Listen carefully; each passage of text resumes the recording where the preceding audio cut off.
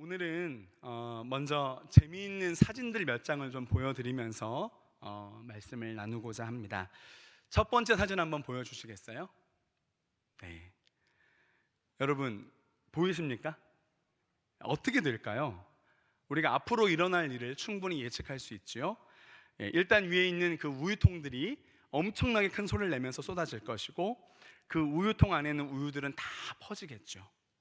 그리고 그 우유통을 건드린 친구, 지금은 웃으면서 도망가고 있지만 저 친구가 어떻게 될지 우리는 충분히 예측할 수 있습니다.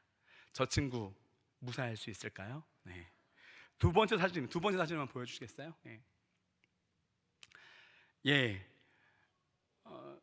그네를 타다가 지금 떨어졌습니다. 안타깝죠. 몇 분 후에는 저 아스팔트 위에 구급차가 가겠구나, 우리가 충분히 알 수 있습니다. 세 번째 사진입니다. 무엇이죠? 찬장 안에 고양이가 올라갔습니다. 자, 어떻게 되겠습니까? 어떻게 올라가는지 모르지만 저기 있는 저것들 다 흐트러지고 쏟아지겠구나. 불보듯 뻔한 일이죠. 마지막 사진 하나 더 보겠습니다. 네, 잘 보이십니까? 어떻게 될까요? 이 여자분들 지금은 옷 예쁘게 입고 있지만 이제 곧 진흙탕에 온통 적셔지겠구나. 우리가 충분히 내다볼 수 있습니다. 우리가 살아가는 삶에도 이러한 경우들이 있죠.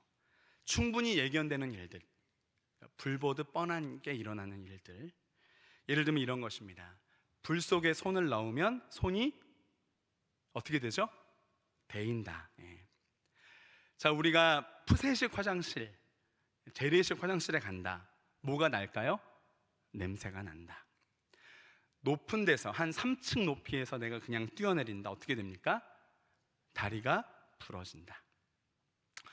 자, 인스턴트 음식을 많이 먹으면 건강이 상한다. 이렇게 알 수 있죠. 이 말을 이렇게도 표현할 수 있습니다. 원인은 반드시 결과를 낳는다. 결정은 반드시 열매를 낳는다 라는 말이 있죠. 저는 이 말을 약간 바꾸어 보고 싶습니다. 그 원인은 반드시 그 결과를 낳게 된다. 그 결정은 반드시 그 열매를 낳는다라고요. 하나님께서 우리 광주제일 공동체 식구들에게 사사기를 통해서 말씀하고 계십니다. 오늘 본문에 나오는 사건이 그냥 뚝 떨어진 사건이 아니라 이미 그 전에 있었던 이스라엘 백성들의 역사 속에서 충분히 예견할 수 있는, 예측할 수 있는 것임을 우리가 알 수 있습니다. 오늘 하나님께서 우리에게 주신 사사기 9장의 말씀은 기드온 사사의 아들 이 아비멜렉이 이스라엘 전체를 다스리는 왕으로 세워지는 과정을 기록하고 있습니다. 아비멜렉이 왕으로 세워지는 과정을 간략하게 말씀드립니다. 우리가 지난주에도 말씀을 들었지만 아비멜렉이 등장하죠. 기드온의 첩의 아들입니다. 이 아비멜렉은 자기 외갓집 세겜으로 가서 혈안을 강조하면서 세겜 사람들의 마음을 얻죠. 그리고 그 바알의 신전에서 나온 돈으로 방탕하고 경박한 사람들을 삽니다. 그리고 그 사람들의 힘을 앞세워서 자기들 형제들, 그러니까 기드온의 아들 70명을 한 바위에서 죽입니다. 그리고 세겜의 상수리 나무 기둥 곁에서 왕으로 세움 받습니다. 그런데 이 기드온의 70명의 아들을 죽일 때 이 막내 요담이 살아남고 도망치죠. 그래서 이 요담이 아비멜렉을 왕으로 삼은 이 세겜 사람들에게 나무 왕의 예화를 들어서 이 아비멜렉을 포악한 가시나무 왕으로 비유하면서 형제 70명을 죽이고 스스로 왕이 된 이 아비멜렉을 왕으로 세운 것이 과연 진실하고 의로운 일이었냐, 한마디로 옳은 일이었냐라고 따지는 것입니다. 그것이 바로 9장 1절부터 오늘 본문의 첫 번째 말씀인 16절까지의 말씀입니다. 자, 우리 16절 말씀 한번 같이 읽어봤으면 좋겠습니다. 16절, 자, 같이 한번 다시 읽어보겠습니다. 자, 시작. 이제 너희가 아비멜렉을 세워 왕으로 삼았으니 너희가 행한 것이 과연 진실하고 의로우냐?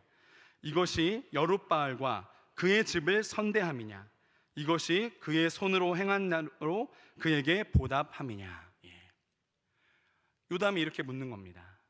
이 가시나무와 같은 이 아비멜렉을 왕으로 삼은 너희들의 그 행위는 의로운 거냐, 진실한 거냐? 이것이 그의 손이 행한 기드온의 손이 너희들을 위해서 행한 그거에 대한 올바른 보답이냐? 이렇게 묻는 것이죠.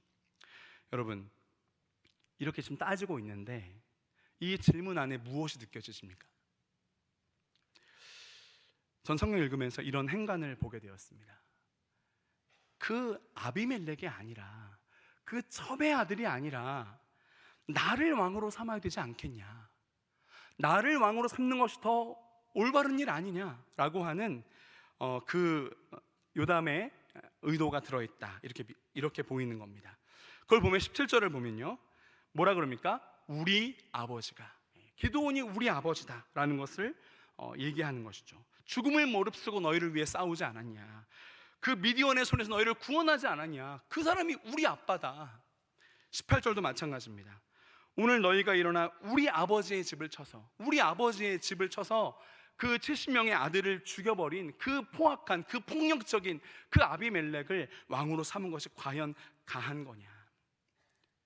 그 아비멜렉은 첩의 자식으로, 한마디로 세상 말로 잡것인데 그것이 잘한 일이냐? 너희가 한 고륙이 되었다고 해서, 혈연이 됐다고 해서 그를 왕으로 덜컥 세워버린 게 어찌 올바른 일이냐 따지고 있는 것이죠. 그러면서 19절부터 이렇게 말하는 거예요. 만약에 너희가 우리 아버지 기드온을 그렇게 대접한 것, 그 첩의 아들, 어디서 나온지 모르는 그 아비멜렉을 왕으로 세운 것이 만약에 진실하고 의로운 일이라면 너희가 아비멜렉으로 말미암아 기뻐할 것이지만, 그리고 아비멜렉도 너희로 말미암아 기뻐하며 훈훈하게 마무리가 되겠지만, 만약 그것이 아니라면 아비멜렉에게서 불이 나와서 나와 너희를 다 불살라 버릴 것이고, 너희에게서도 불이 나와 아비멜렉을 살을 것이다. 한마디로 너희들끼리 아마 피 튀기면서 싸울 거다, 그리고 끝장을 보게 될 거다, 이렇게 예견 혹은 저주를 합니다. 그리고 요담은 부엘에 가서 도망합니다. 여러분, 그 다음에 어떤 일이 벌어집니까? 우리 사사기 9장 22절과 23절 우리 함께 읽어보겠습니다. 22절과 23절, 자 시작. 아비멜렉이 이스라엘을 다스린 지 3년에 하나님이 아비멜렉과 세겜 사람들 사이에 악한 영을 보내심에 세겜 사람들이 아비멜렉을 배반하였음에. 아비멜렉이 이스라엘을 다스린 지 3년 만에 이 일이 벌어집니다. 여러분, 3년은 무슨 의미가 있는 것입니까? 23절에 보니까 하나님께서 악한 영을 보내십니다. 그러니까 누가 일을 하시냐? 3년 만에 하나님이 직접 일을 하시는 겁니다. 왜 아비멜렉이 다스린 지 3년이 지난 시간이었습니까? 아비멜렉이 왕이 된 지 3년쯤 되었으면 이스라엘 백성들은 아마 이렇게 생각하고 있었을 거예요. 그래, 아비멜렉이 우리의 왕이 맞지. 그래, 잘하고 있잖아. 우리 잘 지내고 있잖아. 자연스럽잖아. 백성들은 그렇게 생각했을 것이고, 그리고 아비멜렉도 그래, 나는 왕이야. 나는 이 땅과 이 이스라엘 민족 전체를 다스리는 왕이야 라고 생각하고 그냥 그대로 살아가는 바로 그 시점입니다. 그런데 이 세겜 백성들의 이 생각, 아비멜렉이 우리의 왕이다, 자, 그리고 아비멜렉, 내가 왕이다 라고 하는 이 생각, 이거 사실입니까? 이스라엘의 왕은 아비멜렉입니까? 아비멜렉은 정말 이스라엘의 왕입니까? 이제 그렇게 생각하며 살았던 그들의 그 삶이 어떠한 삶이었는지, 아비멜렉이 왕인 줄 알고 그를 섬겼던 이스라엘 백성들, 자기가 왕인 줄 알고 이스라엘 백성들을 다스렸던 아비멜렉, 그게 그냥 맞는 것인 줄 알고 거기에 얹혀서 익숙하게 살아가던 그들의 삶의 실상이 무엇인지 하나님께서 직접 드러내서 보이게 하시는 역사입니다. 자, 여러분, 무엇이 드러납니까? 3년이 지나서 그들의 마음과 삶을 까보니 무엇이 있었습니까? 그 다음부터 나오는 성경에 기록된 단어들을 자세히 한번 살펴봐 주십시오. 자, 그들의 실상, 맨 처음에 무엇이 나옵니까? 자, 아까 우리 23절 읽었죠. 어떤 일이 벌어지죠? 아비멜렉과 세겜 사람들 사이에 악한 영을 보내심에 세겜 사람들이 아비멜렉을 뭐 합니까? 배반하는 것이죠.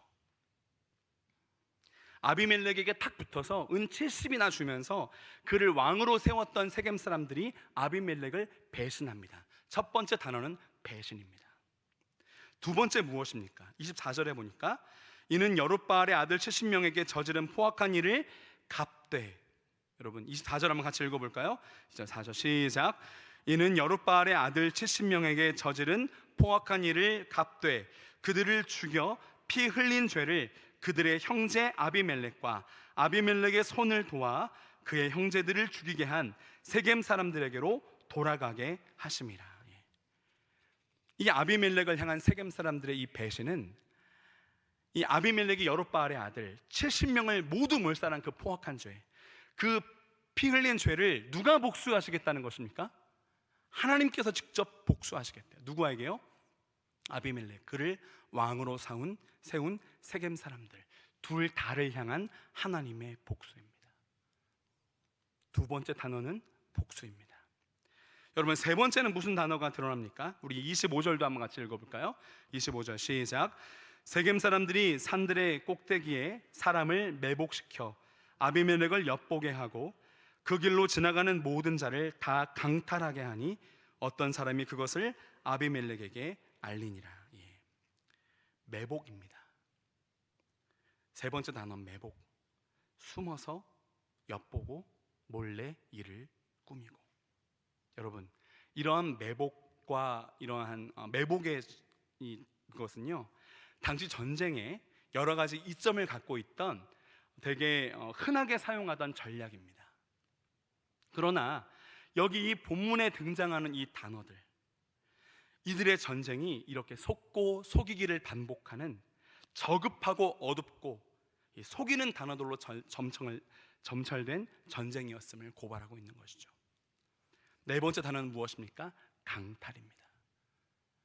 자, 여기까지 배신과 두 번째가 뭐였죠? 복수와 매복과 강탈이 일어납니다. 또 27절부터 보니까 26절부터 보니까 누가 들어오냐면 이 에벳의 아들 가알이라는 사람이 등장하게 됩니다. 에벳의 아들 가알이 등장하면서 어떤 일이 벌어지냐? 이 세겜 사람들이 이제 가알에게 붙습니다. 무엇이죠? 또 배반이죠. 아비멜렉을 또 배반합니다. 그리고 이 가알에게 갈아탑니다. 그리고 또 등장하는 단어가 무엇입니까? 우리 27절 한번 같이 읽어보겠습니다. 27절 자 시작. 그들이 밭에 가서 포도를 거두어다가 밟아 짜서 연회를 베풀고 그들의 신당에 들어가서 먹고 마시며 아비멜렉을 저주하니. 다섯 번째 단어는 저주입니다. 이 세겜 사람들이 포도주를 마시고 이 축기가 오른 상태에서 아비멜렉을 저주하는 것이죠. 가알이 이렇게 저주합니다. 아비멜렉 그놈이 뭔데 우리가 그를 섬겨? 그냥 여룻바알의 아들일 뿐인데 차라리 이방 사람 세겜의 아버지 하몰의 후손을 섬기지 우리가 어찌 아비멜렉을 섬겨? 하면서 아비멜렉을 저주합니다. 그러면서 이 가알이 자기의 본심을 드러냅니다. 자 29절입니다. 같이 읽어보겠습니다. 시작. 이 백성이 내 수하에 있었더라면 내가 아비멜렉을 제거하였으리라 하고 아비멜렉에게 이르되 내 군대를 증원해서 나오라 하니라. 여섯 번째 단어는 교만과 높아짐입니다. 자기 본심을 직접 얘기하는 거예요. 새롭게 세겜 사람들의 신뢰를 얻게 된 이 가알도 똑같은 사람인 거죠. 이 백성이 내 수하에 있었으면 내가 아비멜렉을 제거하였으리라. 뭐예요? 나를 왕으로 삼아, 나를 섬겨. 그러면 내가 더 잘해줄 수 있어 하면서 이 가알이 이 기회를 타서 왕이 되어 한 자리 높아지려고 하는 것이죠. 일곱 번째 단어는 바로 도발입니다. 도발했죠. 내 군대를 증원해서 나오라. 이스라엘아 나랑 한판 붙자. 아비멜렉 나랑 한판 붙자 라고 도발하는 것이죠. 그 도발을 듣고 어떤 일이 벌어지냐. 그 성읍의 방백 스불이 에벳의 아들 가알의 말을 듣고 놓아요. 이 스불은 아비멜렉의 신하였습니다. 아비멜렉과 함께 전쟁하던 그 사람이 노했다, 이런 것입니다. 노하고 나서 어떤 일을 또 이렇게 하게 됩니까? 자, 32절부터 반복되는 단어를 우리가 봐야 합니다. 무엇입니까? 바로 매복과 엄습입니다. 32절에 보니까 밤에 일어나 밭에 매복하였다가, 33절 아침에 뜰 때에 당신이 일어나 이 성읍을 엄습하면, 33절 기회를 보아 그에게 행하소서, 34절 밤에 일어나 네 때로 나누어 세겜에 맞서 매복하였더니, 35절 그와 함께 있는 백성이 매복하였던 곳에서 일어난지라. 매복이라고 하는 단어, 엄습이라고 하는 단어, 무언가를 감추고 엿보고 숨어 있다가 갑자기 공격하는 이러한 단어들이 계속 반복되면서 이 전쟁이 어떠한 모양의 전쟁인지를 고발하고 있는 것입니다. 그리고 또 어떤 일이 벌어집니까? 40절입니다. 40절 같이 읽어보겠습니다. 시작.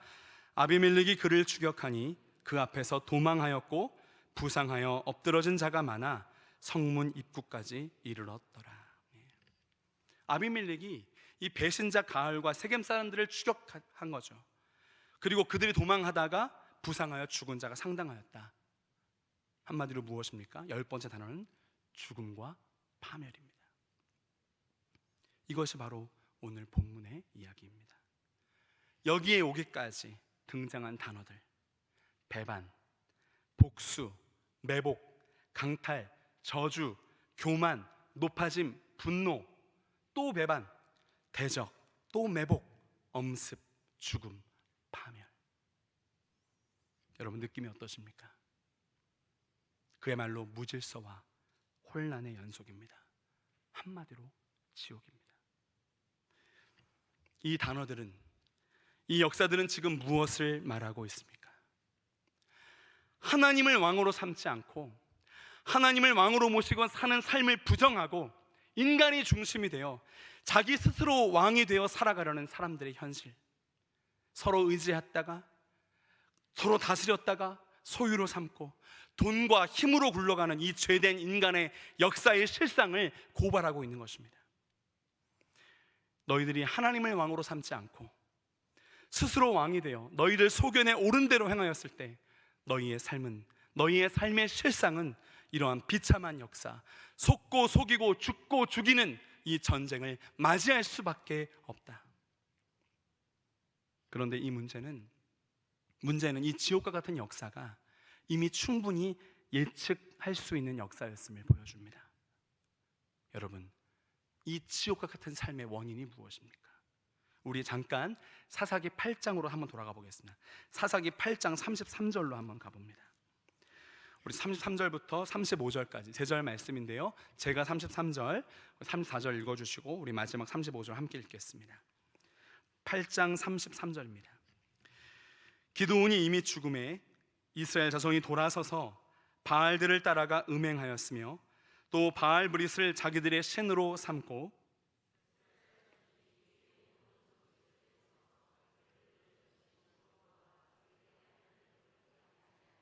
같이 읽습니다. 또 여룻바알이라 하는 기드온이 이스라엘에 베푼 모든 은혜를 따라 그의 집을 후대하지도 아니하였더라. 이 이야기가 무엇입니까? 기드온이 죽었습니다. 그들이 그토록 의지하고 우리의 왕이 되어 주십시오 라고 할 만큼 의지했던 그 기드온이 죽었어요. 사람이 죽으니까 이스라엘 자손이 돌아섭니다. 돌아선 그들이 바알들을 따라 음행하며 바알 브릿을 자기들의 신으로 삼습니다. 하나님을 기억하지 않습니다. 기드온이 이스라엘에게 베푼 은혜를 따라 그의 집을 후대하지도 않습니다. 한마디로 이제 하나님을 무시하고 사람이 중심이 되는 그 역사, 이 원인이 바로 이 결과를 만들어낸 것입니다. 너희들이 사람을 의지하고 있다가 그가 죽으니 또 그 사람에게서, 하나님에게서 돌이키고 너희들 소견에 옳은 대로 행하면서 음란한 바알을 너희 신으로 삼고 하나님을 기억하지 않으며 하나님의 뜻을 묻지 않고 하나님을 무시하고 사람에게 함부로 대하면 배은망덕하게 행한 그 삶이 어떠한 결과를 낳았느냐? 비참한 결과를 보아라. 지금 이 말씀 앞에 서 있는 너희들아, 지금 이 사사기의 백성들이 사람만을 바라보고 의지하다가 그 사람이 죽고 나서 하나님에게서 돌이키고 이 땅에서의 성공과 번영을 너희의 신으로 삼고 하나님을 기억하거나 경외함 없이, 하나님의 뜻, 하나님 나라에는 관계없이, 하나님의 통치에는 가치 없이, 관심 없이 이 땅에서 사람들에게 함부로 대하며 살았던 그 삶이, 그 원인이 지금 그리고 나중에 어떠한 비참한 파멸의 결과를 낳는지 보아라. 이 지옥 같은 배신과 저주와 매복과 대적과 살육의 전쟁이 아니냐. 하나님께서 이 이야기를 통해서 우리에게 이 경종을 울리고 계신 것이 아닙니까? 오늘 본문의 말씀에 보면 그 어느 곳에서도, 그 어느 구절의 여백 속에서도 하나님이 들어갈 수 있는 자리가 없습니다. 하나님의 뜻, 하나님의 방법, 하나님의 원리, 하나님의 마음, 그 어느 자리에도 하나님의 통치가 임할 수 없는 것을 우리는 보게 됩니다. 이 지옥과 같은 혼돈의 전쟁, 이 아비멜렉과 세겜의 전쟁은 하나님에게서 돌아서서 하나님을 무시하고 사람을 의지하며 이 땅의 부귀영화를 의지하며 이 땅 눈에 보이는 것을 신으로 삼고 따른 그들의 삶으로 말미암았습니다. 지금 우리의 삶은 어떠합니까? 성경 전체를 맥을 꿰뚫으면서 계속해서 그 성경을 마주한 사람들에게 외쳐지는 질문이 있습니다. 특히 오늘 우리가 마주하고 있는 이 사사기의 본문은 우리에게 명확하고 분명하게 물으십니다. 너의 왕은 누구냐? 여러분, 이 질문에 대한 답에 따라서 우리 인생의 방향과 결과가 완전히 달라집니다. 나의 삶의 중심에 앉아 계신 나의 왕이 누구인가? 나는 과연 하나님을 왕으로 모시고 살고 있는가? 아니면 아직도 내가 내 삶의 왕인가? 나는 나의 생각과 경험의 말을 더 듣는가? 아니면 하나님의 말씀을 더 듣는가? 나의 삶에서 나의 유익과 소유와 소원이 더 센가? 아니면 하나님의 말씀과 뜻이 더 센가? 나의 선택과 결정의 기준은 나의 계산과 생각인가? 아니면 하나님의 마음과 하나님의 원리인가? 우리는 끊임없이 매 순간마다 매일마다 물어야 합니다. 나의 왕은 정말 하나님이신가? 나는 지금 하나님의 뜻대로 하나님의 통치를 따라 살고 있는가? 여러분, 아비멜렉이 누구입니까? 아비멜렉의 이름 뜻이 무엇이죠? 나의 아버지는 왕이시다. 그러니 나도 왕이다. 그러니 내가 내 삶의 왕이고 너희들을 통치하는 왕이다 라고 하는 스스로 된 왕입니다. 그것이 아비멜렉의 실체입니다. 지금 아비멜렉과 싸우고 있는 세겜은 어떤 곳입니까? 세겜은 지난 주간에도 말씀하셨지만 한쪽에는 에발산이, 한쪽에는 그리심산이 있는 지역, 두 개 다 선택 안에 들어오는 지역. 여호수아가 고별 설교를 했죠. 너희가 섬길 자를 오늘 택하라 라고 부르짖었던 선택의 땅이 바로 세겜입니다. 오늘 하나님께서는 너의 삶의 주인은 너야. 네가 왕이 되어야 해. 너 스스로도 잘 살 수 있어. 그렇게 살아온 대로 눈에 보이는 것을 따라 살아가면 돼. 자기 스스로 자기의 삶의 왕이라고, 왕이 돼도 된다고 외치는 이 세상의 파도 가운데, 아닙니다. 나의 삶의 주인은 하나님이십니다. 나의 선택과 결정의 기준은 하나님의 말씀입니다. 나는 하나님만 믿고 따르며 섬기겠습니다 라고 고백하며 살아갈 그 믿음의 삶을 선택하여라.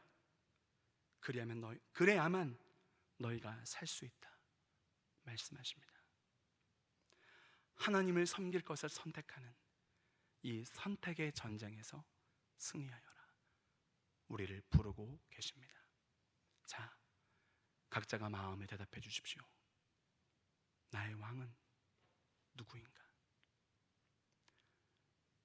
사사기가 무엇을 말씀하며 외치고 있습니까? 그때에 이스라엘의 왕이 없으므로 사람들이 자기 소견에 옳은 대로 행하였더라. 하나님을 무시하고 하나님을 왕으로 삼지 않고 자기 소견에 옳은 대로 살아온 그들의 삶, 그 결과가 얼마나 파멸이고 얼마나 저주스럽고 얼마나 어두운지 불보듯 뻔한 것입니다. 또한 하나님을 무시하고 자기 소견에 옳은 대로 이 땅의 원리와 가치와 방식을 따라서 더 많이 소유하고 더 높이 올라가고 나의 기득권을 절대로 놓치려 않으려는 우리의 삶, 결과는 불보듯 뻔합니다. 우리 삶에 하나님이 아니라 내가 주인되어 하나님의 뜻보다 나의 생각대로, 하나님 마음보다 내 소원과 나의 유익과 나의 소유를 따라, 하나님 방법보다 나의 경험과 나의 지혜로 우리가 그렇게 살아간다면 그 선택과 결정의 열매는 불보듯 뻔한 것입니다. 오늘 아비멜렉과 세겜의 전쟁, 그것을 수놓았던 수없이 많은 악한 단어들이 우리의 삶을 조금씩 잠식하게 될 것입니다. 지난 주간에 결국 백사회 예장 통합 총회를 통해서 서울에 있는 한국 최고의 대형교회 명성교회 담임 목사 세습에 대한 수수방이 통과되었습니다. 사실상 명성교회의 세습을 허용한 것이죠. 이 결정을 본 한 교인이 이렇게 말했습니다. 제사를 도려내는 외과 수술을 하듯이 법을 어긴 명성교회를 바르게 처리했다면 그동안 비판해온 사회에서도 이 한국교회가 아직 살아있구나, 이렇게 생각하지 않았을까요? 그런데 이런 모습을 보였으니 이제 누가 한국교회를 믿을 수 있겠어요? 게다가 예장통합이라는 장자교단에서, 그것도 교회 지도자들이 모여서 이런 결과를 내놓았는데 참으로 통탄할 일입니다. 장신의 교수님들이 이렇게 말했습니다. 세습 문제는 타협이나 수습이 아닌 교회의 거룩성과 하나님의 공의를 세우는 일이라면서 세습 찬반 세력을 화해와 중재하는 방식으로 접근한 것은 초헌법적 오류입니다. 예전에 세문안교회를 담임하셨던 이수영 목사님도 이렇게 말하셨습니다. 신세 참배 결의 이후 가장 수치스러운 일입니다. 내가 이 교단에 소속된 목자라는 것이 참으로 부끄럽고 참담합니다. 여러분, 사실 이 수수방이 나오기 전 1년 전 작년 9월 3일 한국교회 100주년 기념관 대강당에서 열린 총회헌법 수호를 위한 예장 목회자 대회에서 이런 말씀이 있었습니다. 소망교회 담임하셨던 김지철 목사님께서 이렇게 말씀하셨어요. 교회를 위해서 목사가 필요한 것이지 목사를 위해서 교회가 필요한 것이 아닙니다. 이 사실이 뒤바뀌면 교회는 부패합니다. 명성교회 세습에서 우리는 한국교회의 자화상을 보게 됩니다. 명성교회 김삼환 목사는 자기의 카리스마와 재물을 이용해서 교회 직분자들과 교인들을 조롱하고 거룩한 공교회를 사유화하는 범죄 행위를 했던 것입니다. 전주노회의 최덕기 목사님이 이렇게 말씀하셨습니다. 세습방지법, 목의 가시 같은 이 망할 법 때문에 평생 쌓아놓은 부와 종교적 권위를 빼앗길 형편이라 생각하니 잠이 안 왔겠죠. 그래서 힘과 조직으로 밀어붙였습니다. 세습방지법을 깨트릴 수 있다는 승부사적 기질이 발휘되었습니다. 이제부터 헌법을 하나하나 자신의 탐욕을 채우기 위해서 뒤집을 수 있다는 자신감을 얻었을 것입니다. 그런데 이것이 얼마나 무서운 일입니까? 에덴 동산에서 하나님께서 선악과를 따먹지 말라, 그러나 그것만 넘어서면 창조주 같은 신이 될 수 있는데 이 유혹이 결국은 우리에게 재앙을 불러왔습니다. 여러분, 어떻게 이렇게 된 것입니까? 명성교회 성도들의 비판적 사유가 완전히 마비되었습니다. 결국 세습을 엿보고 매복하여 있다가 강탈하듯이 그것을 감행했습니다. 한국교회를 대표하는 수없이 많은 목사님들과 장로님들이 찬성해서 그 말도 안 되는 세습 수수반을 통과시키고 그로 인해서 다시 한번 한국교회를 바라보는 사회의 신뢰가 완전히 파괴된 이 재앙, 여러분, 이 결과를 초래한 그 원인이 무엇입니까? 여러분, 작년 10월에 MBC PD수첩이라는 프로그램을 통해서 명성교회 교인들이 인터뷰한 것을 들은 적이 있습니다. 이렇게 말합니다. 목사님이 쓰는 전용 차량 이런 것들이 있어요. 에쿠스, 그 카니발. 거의 기업체 사장님, 회장님급이죠. 거의 그 이상이라고 봐야 됩니다.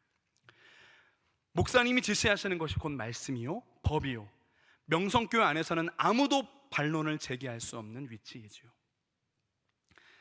김산 목사님 본인 입으로 대통령과 밥을 먹었다, 가서 내가 예배를 봐줬다, 자랑을 많이 했으니까 그 건의 위에다 권력이 덧칠해지니까 그 다음에 나오는 게 뭡니까? 그 명성교회 교인이 뭐라고 하는지 아십니까? 그 다음에 나오는 게 뭡니까? 우상이지. 제가 신학교를 졸업하고 나서 저희 형님이 명성교회 전도사님으로 있어서 놀러 간 적이 있습니다. 그때 곳곳에 그 담임 목사님 사진이 걸려 있더라고요. 아프리카 대통령하고 찍은 사진, 어느 나라의 국빈으로 가서 비행기에서 내리는 모습, 또 선교지 어느 곳에서 원주민들과 함께 찍은 사진. 그때 제가 생각할 때는 와, 정말 대단하시다 목사님. 어떻게 이렇게 크고 광대한 사역을 다 감당하셨지? 정말 저분은 대단한 분이구나, 이렇게 생각을 했습니다. 근데 나중에 하나님 말씀을 또 공부하고 묵상하고 하나님의 마음을 살펴보니까 그 교회의 왕은 예수님이 아니셨구나.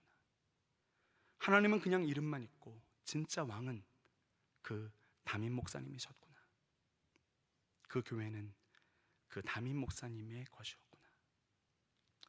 그리고 나중에 듣게 되는 이야기는 아니나 다를까 그 교회는 엄청난 부동산, 공시지가 가격 종합 1,600억 원과 재산을 소유하고 있었습니다. 내가 왕이며 우상이 된 이 교회, 이 엄청난 소유와 부귀와 권위, 그 기득권을 절대 빼앗길 수 없는 그 교회, 왕은 하나님이 아니시고 주인은 하나님이 아니시고 그 목사님이셨으니 그것을 유지하기 위해서 이렇게 말도 안 되는 결과를 낳게 된 것이죠. 왜요? 그들이 묻지 않았기 때문에. 사사기의 이 사람들과 같이 나의 왕은 누구인가? 이 교회의 왕은 누구신가? 나는 누구의 통치를 받고 있는가? 나의 이 선택, 나의 결정이 하나님의 뜻에 합당한 것인가? 묻지 않았기 때문입니다. 이것이 이스라엘 자손이 돌아서서 바알들을 따라 음행하며 바알브릿을 자기들의 신으로 삼고 모든 원수들의 손에서 자기들을 건져내신 여호와 하나님을 기억하지 아니하더라. 이 사사기의 고발, 이 비극의 원인과 무엇이 다릅니까? 점점 자기 자신이 높아지고 하나님을 무시하고 욕심을 부리고 그로 인해 교회가 무시당하고 교회가 분열되고 사회를 향한 교회의 신뢰가 깨어진 이 재앙 앞에 우리가 서 있는 것입니다. 이 결과가 사사기의 이 아비멜렉과 세겜의 전쟁, 배반, 복수, 매복, 강탈, 저주, 교만, 높아짐, 분노, 또 배반, 대적, 매복, 엄습, 죽음, 파멸. 여러분, 이것과 무엇이 다릅니까? 그래서 우리는 물어야 합니다. 다시 나의 삶을 향해서 물어야 합니다. 매일 질문해야 합니다. 나의 왕은 누구인가? 나는 나의 왕의 뜻대로 선택하며 나의 왕의 말씀을 따라 결정하며 살아가고 있는가? 두려운 마음으로 스스로에게 물어야 합니다. 이렇게 매일 두려운 마음으로 나의 왕은 누구인가? 나는 누구의 통치를 받고 있는가? 나는 하나님의 뜻대로 살고 있는가? 묻고 또 물으면서 이 땅 가운데 하나님만이 나의 주인이시며 나의 왕이심을 일상생활 가운데 삶으로 고백하며 하나님이 주인 되심을 삶으로 증거하는 주의 백성들 되시기를 마음 다해 축복합니다. 우리를 죄와 사망 가운데서 해방시키시고 영원한 생명과 자유를 주신 우리 주 예수 그리스도의 놀라우신 은혜와 하나밖에 없는 아들 예수님을 아낌없이 우리에게 내어주신 아버지 하나님의 극진하신 사랑하심과 이 사랑과 이 생명을 영원토록 누릴 수 있도록 늘 우리와 동행하시며 위로하시며 힘주시는 성령 하나님의 신비한 교통하심이 오늘 날마다 나의 왕은 누구인가? 나는 하나님의 뜻대로 살고 있는가? 그것을 두려운 마음으로 물으며 하나님만 왕으로 삼고 살아가는 삶으로 다짐하고 결단하는 주의 백성들 머리 위에 이들의 가정과 자녀와 학업과 일터와 미래 위에 어려움을 겪고 있는 한국교회와 이 나라 위에 이제부터 영원까지 함께 하시옵기를 간절히 축원하옵나이다. 아멘.